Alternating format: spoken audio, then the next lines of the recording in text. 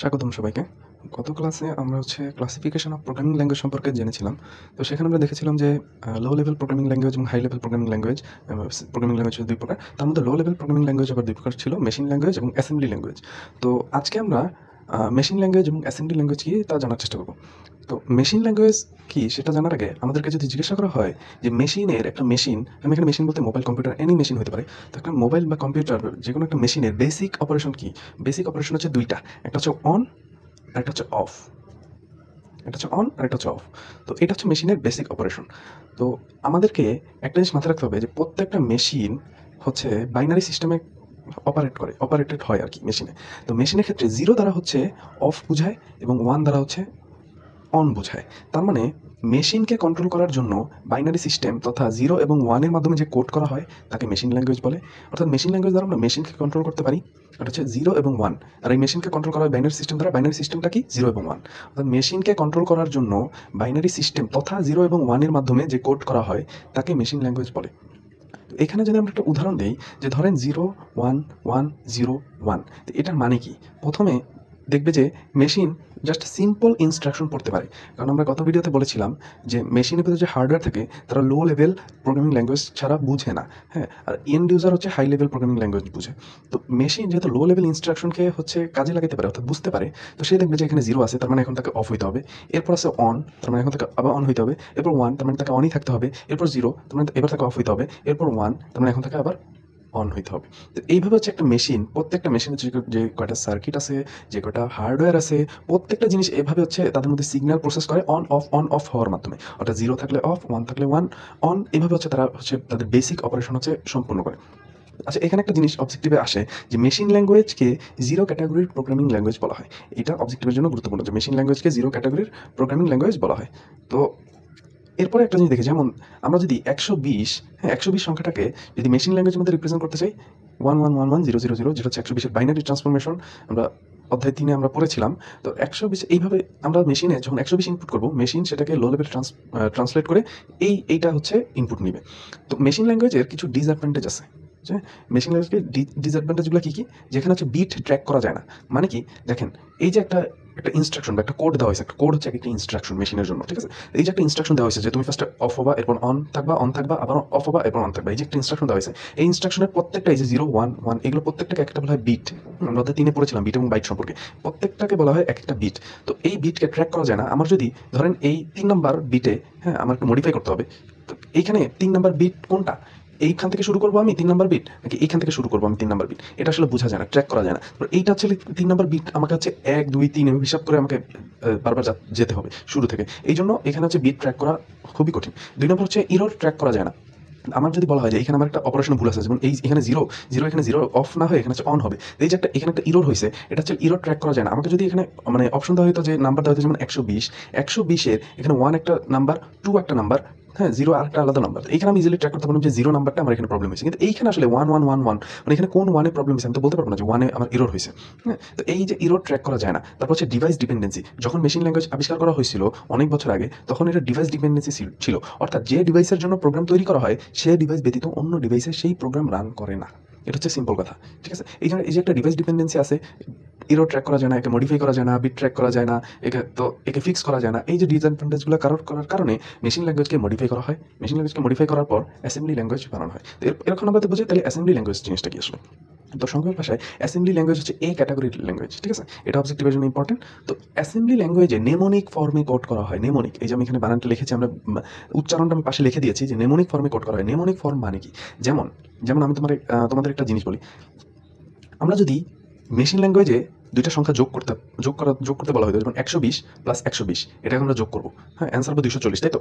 এটা তো মুখে করতেছে। মেশিন তো এভাবে যোগ করবে না। মেশিন করবে কি? বাইনারি যোগ। তো বাইনারি সিস্টেমে সে যোগ করবে, ফার্স্ট ১২০কে ট্রান্সফর্ম করবে বাইনারিতে, এরপর ওই ১২০কে ট্রান্সফর্ম করবে বাইনারিতে, এরপর বেসিক অ্যাডিশন করবে। কিন্তু এই অ্যাডিশনটা করার সময় মেশিন তো এখানে জাস্ট লিখে দিতে পারে না যে অ্যাড, হ্যাঁ, অ্যাডিশন, যোগ চিহ্ন এখানে বসাই দিতে পারে না মেশিন। তো এখানে হচ্ছে এই যে যোগ ১২০ এরকম ১২০ লেখে যোগ করতে পারেন 120 যোগ 120।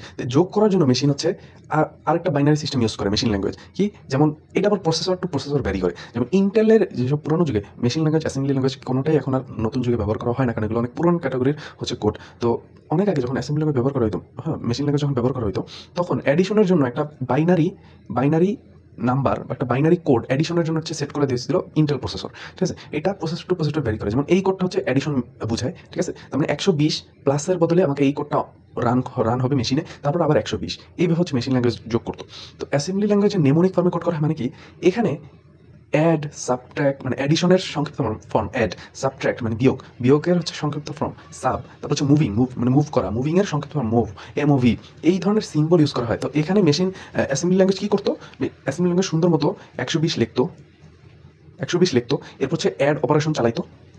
দেখো এই কি অ্যাড অপারেশন চালাবে কীভাবে, এই ধরনের ডিটেলস আমি যাচ্ছি না, জাস্ট আমি তোমাদের সংক্ষিপ্ত একটা ধারণা দিতেছি। তো দেখো অ্যাড অপারেশন এরপর রান করতো, এরপর আবার 120 আরেকটা 120 আসতো, তারপর হচ্ছে আমাকে সমান সমান দিত, রেজাল্ট দিত। তো অ্যাসেম্বলি ল্যাঙ্গুয়েজ এই ধরনের নেমোনিক, অর্থাৎ এইগুলো হচ্ছে নেমোনিক বলা হয়। হ্যাঁ, যে প্রত্যেকটা সিম্বল, প্রত্যেকটা অপারেশনের যে সিম্বল ইউজ করি আমরা অপারেশনের বদলে, যেমন যোগের বদলে আমরা অ্যাড ইউজ করে অ্যাসেম্বলি ল্যাঙ্গুয়েজ, এগুলোকে নেমোনিক বলা হয়। তো দেখো মেশিন ল্যাঙ্গুয়েজ এখানে সমান সমানও দিত না, সমান সমানের জন্য আরেকটা বাইনারি কোড জেনারেট করতো, জেনারেট করার পর তারপর হচ্ছে সে হচ্ছে মানে রেজাল্ট আমাদের শো করতো। কিন্তু অ্যাসেম্বলি ল্যাঙ্গুয়েজ এই ওর মধ্যে নেমোনিকটা অলরেডি হচ্ছে নেমোনিকটা অলরেডি ওর মধ্যে ফর্ম করা আছে, তাহলে সে হচ্ছে এখানে সমান সমানই হচ্ছে দেখাবে, এরপর হচ্ছে রেজাল্টটা শো করবে।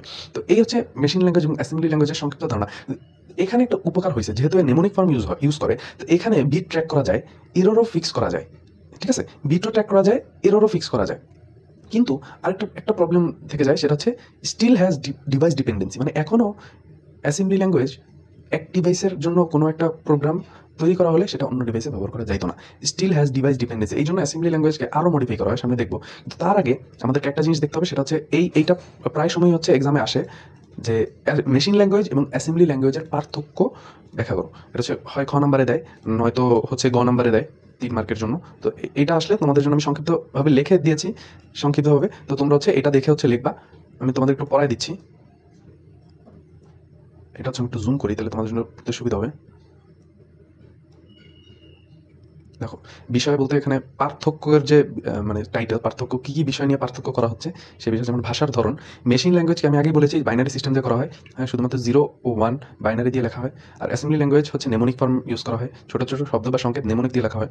বোঝাও লেখার বিষয়টা দেখতে গেলে মেশিন ল্যাঙ্গুয়েজ হচ্ছে বোঝা খুবই মানুষের জন্য কঠিন, হ্যাঁ হিউম্যান প্রসেস করতে পারে না, কারণ 0 1 1 1 0 120 মানে 1 1 1 1 0 0 এটা মানুষের জন্য বোঝা কঠিন, কিন্তু মানুষের জন্য অ্যাসেম্বলি ল্যাঙ্গুয়েজটা বোঝা খুব সহজ। তো কোড লেখার উপরে হচ্ছে সরাসরি সিপিইউ বুঝতে পারে কোড, মানে কারণ বানানোই হচ্ছে মেশিনের জন্য। আর হচ্ছে অ্যাসেম্বলার সফটওয়্যার দিয়ে হচ্ছে মেশিন ভাষায় রূপান্তর করতে, মানে দেখেন কোনো মেশিনই হচ্ছে বাইনারি কোড ছাড়া আর কোনো কিছু প্রসেস করতে পারে না। তো অ্যাসেম্বলি ল্যাঙ্গুয়েজটা হিউম্যানের জন্য সহজ, কিন্তু এরপরে একে আবার হচ্ছে বিভিন্ন সফটওয়্যার দিয়ে মেশিনের জন্য আরও সহজতর ভাষায় বাইনারিতে আবার ট্রান্সফার করা হইতো। তাহলে এখন প্রশ্ন হতে পারে যে যদি আপনার বাইনারিতে ট্রান্সফার করা লাগে আবার পরবর্তীতে, তাহলে আমরা মেশিন ল্যাঙ্গুয়েজকে মডিফাই করে কেন অ্যাসেম্বলি ল্যাঙ্গুয়েজ বানানো হয়েছে? হ্যাঁ বানানো হয়েছে এই জন্যই যে কারণ ওই যে মেশিন ল্যাঙ্গুয়েজে বিট ট্র্যাক করা যায় না, এরও ট্র্যাক করা যায় না। হ্যাঁ এটা একটা পার্থক্য, আমি এখানে লিখি দেখি, তো তোমরা লিখবা যে মেশিন ল্যাঙ্গুয়েজে বিট ট্র্যাক করা যায় না, এরও ট্র্যাক করা যায় না, অ্যাসেম্বলি ল্যাঙ্গুয়েজে বিট ট্র্যাক করা যায়, এরও ট্র্যাক করা যায়। হ্যাঁ ঠিক আছে, তারপর ভুল খুঁজে বের করা কঠিন, খুব কঠিন, সহজে ধরা যায় ভুল। ঠিক আছে, কোথায় ব্যবহার করা হয়? কম্পিউটারের হার্ডওয়্যারে, কারণ হার্ডওয়্যার আমি বলছি কি লো লেভেল প্রোগ্রামিং ল্যাঙ্গুয়েজ, আর মেশিন ল্যাঙ্গুয়েজ একটা লো লেভেল প্রোগ্রামিং ল্যাঙ্গুয়েজ। তো অ্যাসেম্বলি ল্যাঙ্গুয়েজও লো লেভেল, তবে একটু হাই লেভেলের। তো এই জন্য হার্ডওয়্যার লো লেভেল প্রোগ্রামিং ল্যাঙ্গুয়েজ হচ্ছে প্রসেস করে হচ্ছে গত ভিডিওতে আমরা দেখেছিলাম। তো এই জন্য হার্ডওয়্যারে হচ্ছে মেশিন ল্যাঙ্গুয়েজ ব্যবহার করা হয়। আর এই অ্যাসেম্বলি ল্যাঙ্গুয়েজ কীভাবে বিভিন্ন হচ্ছে কোড লেখা, প্রোগ্রাম বা কোড লেখার সহজতর মাধ্যম হিসেবে অ্যাসেম্বলি ল্যাঙ্গুয়েজ ব্যবহার করা, কারণ অ্যাসেম্বলি ল্যাঙ্গুয়েজ আসার পরে হিউম্যানের জন্য বোঝা সহজ হয়ে গেছে। আমরা অ্যাড, সাবট্র্যাক্ট, হ্যাঁ এই ধরনের কিছু সিম্বল ইউজ করে আমরা সহজেই যোগ বিয়োগ গুণভাগ করতে পারতেছি বা বুঝতে পারতেছি, আমাদের জন্য ইরর ফিক্স করাটাও আমাদের জন্য ইজি হয়ে গিয়েছে। তো এই হচ্ছে মেশিন ল্যাঙ্গুয়েজ এবং অ্যাসেম্বলি ল্যাঙ্গুয়েজের সংক্ষিপ্ত ধারণা। তো এরপরে যদি আমরা যাই, যে যেহেতু মেশিন ল্যাঙ্গুয়েজে এখনও ডিভাইস ডিপেন্ডেন্সি আছে, এখানে দেখেছিলাম, তো এরপরে একে আরও মডিফাই করা হয়।